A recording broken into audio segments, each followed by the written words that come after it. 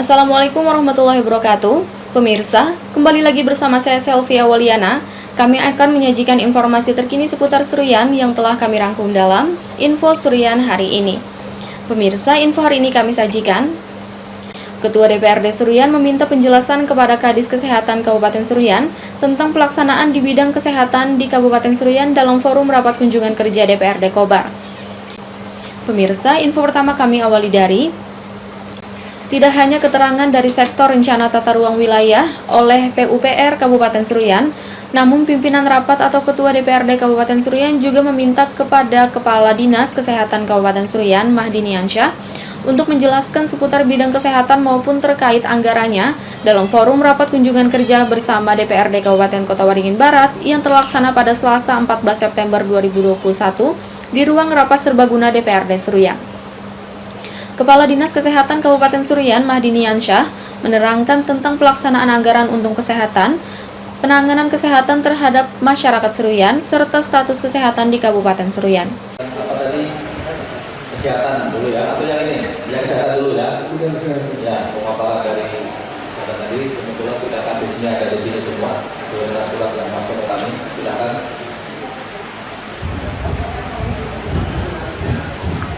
Warahmatullahi wabarakatuh. Yang pertama, kami sebenarnya kalau bicara di bidang kesehatan jauh Pak tertinggal dibandingkan Kota Waringin Barat.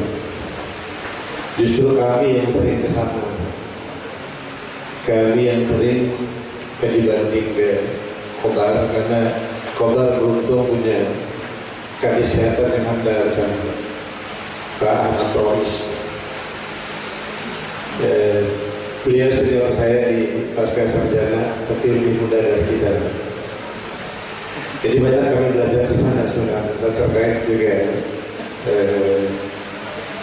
akreditasi dan terkait pelayanan dasar yang berada di Kabupaten Seruyan, terutama yang dibiayai oleh pemerintah daerah, kami rasa semua kabupaten punya hal yang sama, terkait kewajiban pemerintah untuk membiayai masyarakat. Nah, di Kabupaten Seruyan dan kabupaten lainnya,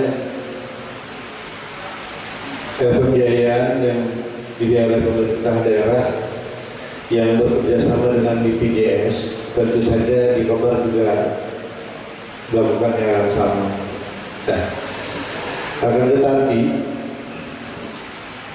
di dalam perjalanan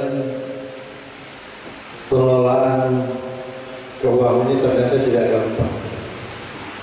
Kami baru saja menyelesaikan pendataan ulang kepesertaan yang meninggal dan kemudian yang pindah. Ternyata kita selama ini bermiliar-miliar membayar anggota masyarakat kita yang meninggal dan pindah. Itu mudah-mudahan Kobar sudah melakukan itu. Kami baru selesai. Ya. Karena pada saat pendataan awal, kepesertaan itu tidak langsung ke kita, mereka ngambil di Dukcapil.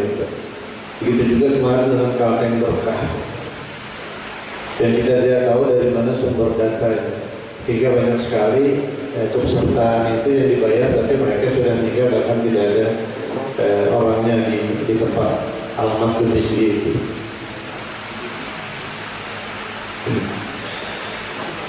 Kami sudah menghaji 95%, mungkin Kobar juga demikian Pak. Artinya masyarakat kabupaten kita sudah minimal 95% sudah menjadi peserta BPJS, baik yang dibiayai pemerintah maupun swasta ataupun mandiri.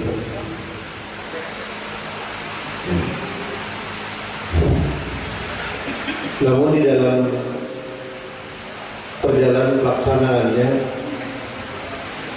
tidak semua yang dibiayai oleh pemerintah daerah itu setiap tahunnya selalu tercover, Pak. Selalu ada yang tertinggal. Yang tertinggal inilah yang banyak, bukan banyak, cukup merepotkan kita Pak, cukup merepotkan kita. Karena mereka dengan tidak memiliki kartu kepesertaan itu, lalu mereka sakit dan kemudian dirawat di rumah sakit tanpa memiliki biaya. Sehingga apa yang dilakukan oleh pemerintah daerah? Yang pertama, kami melakukan MOU di beberapa rumah sakit termasuk Kobar, Kotim, Palangkaraya, bahkan ke Banjarmasin. Yang nantinya apabila ada warga Seruyan yang dirawat di rumah sakit itu dan tidak memiliki identitas, tidak memiliki kartu peserta BPJS, maka rumah sakit tersebut segera memberikan pelayanan dan nanti mereka akan menagih ke kita. Nah, itu tertuang dalam peraturan Bupati kita nomor 1 tahun 2019, dan pada saat ini karena ada peraturannya Permendagri terbaru dan Perpres terbaru, sehingga saat ini kita sedang melakukan perubahan peraturan Bupati itu, sudah dibahas hingga menurut tanda tangan Pak Bupati saja. Jadi hal-hal itu yang kami lakukan karena walaupun kita sudah 95% pembiayaan terhadap BPJS yang dibayar pemerintah daerah, selalu ada saja masyarakat kita yang tidak memiliki itu Pak. Karena kalau mereka tidak memiliki KTP 100%, tentu permasalahan itu akan selalu ada. Karena syarat untuk menjadi peserta BPJS kita harus memiliki KTP Pak, ada NIK. Dan kemudian juga pemerintah daerah kabupaten juga melakukan suatu upaya yang intinya untuk selalu memberikan pelayanan kepada masyarakat. Kalau ada masyarakat kita yang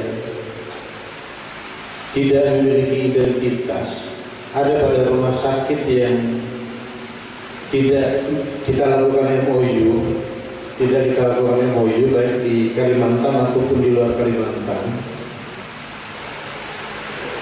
dengan mengeluarkan biaya sendiri, pemerintah daerah nanti akan memberikan bansos sesuai dengan, tapi tidak semuanya, klaim yang dibayarkan di mana mereka dirawat. Nah, kami dinas kesehatan selaku verifikator keuangannya ada di BPKAD, sudah berlangsung beberapa tahun. Jadi dengan kebijakan terutama yang kita kerjasama dengan BPJS, semua kabupaten ada, kemudian MOU dengan rumah sakit, kemudian yang bansos tadi, sehingga tidak ada satupun masyarakat kita mungkin yang terabaikan kalau mereka harus dirawat di rumah sakit.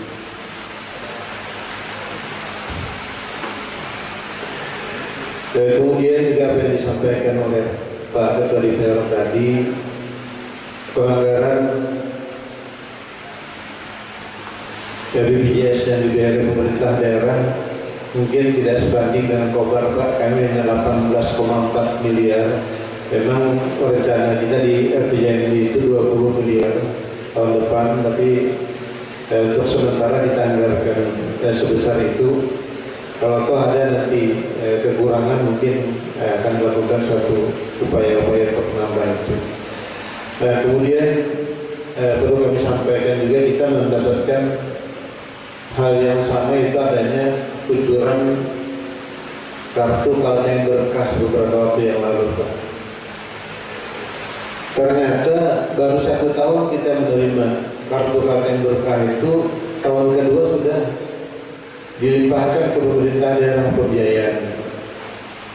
Itu merupakan masalah besar bagi kami, karena Seruyan cukup banyak dapat pada waktu itu hampir 10.000. Dari 10.000 itu tahun 2019 kami mengaktifkan sekitar 4.000 lebih. Kami aktifkan yang kita tidak tahu, ternyata pada waktu yang kita aktifkan itu banyak sekali yang sudah meninggal, tidak ada orang yang di tempat, bahkan sudah ada yang pindah Pak. Baru tahun ini kami bisa menelusuri, mencari keberadaan itu, sehingga kami dapatkan data real di lapangan, kartu yang benar-benar ada orangnya.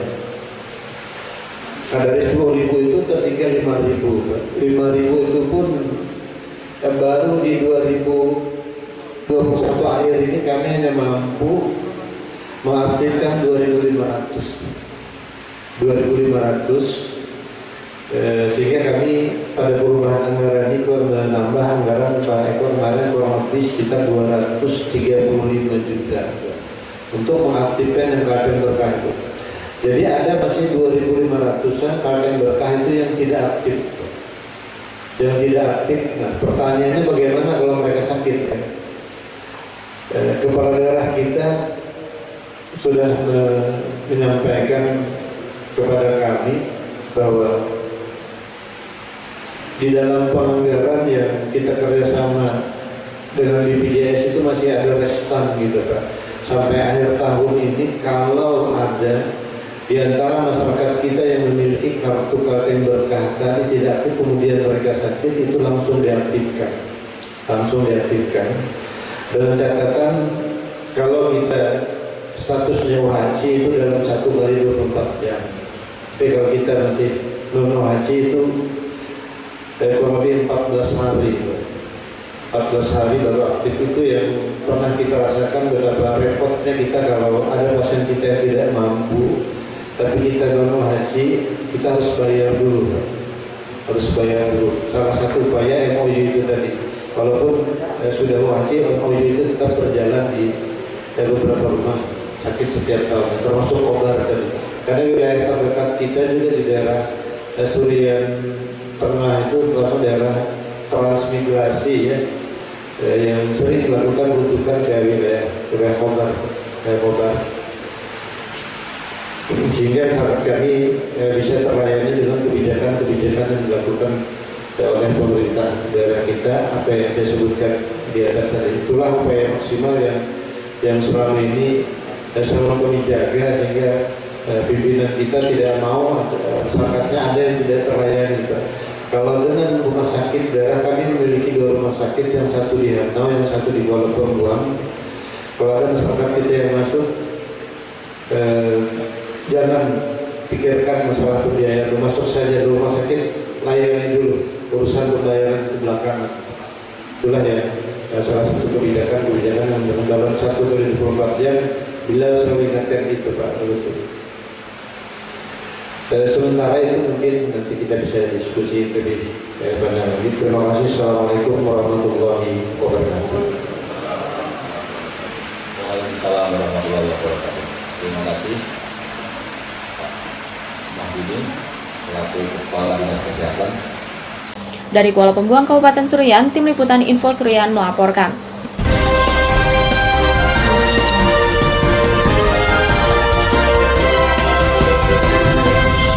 Pemirsa, demikian Info Seruyan hari ini. Saya Selvia Waliana beserta redaksi yang bertugas mengucapkan wassalamualaikum warahmatullahi wabarakatuh.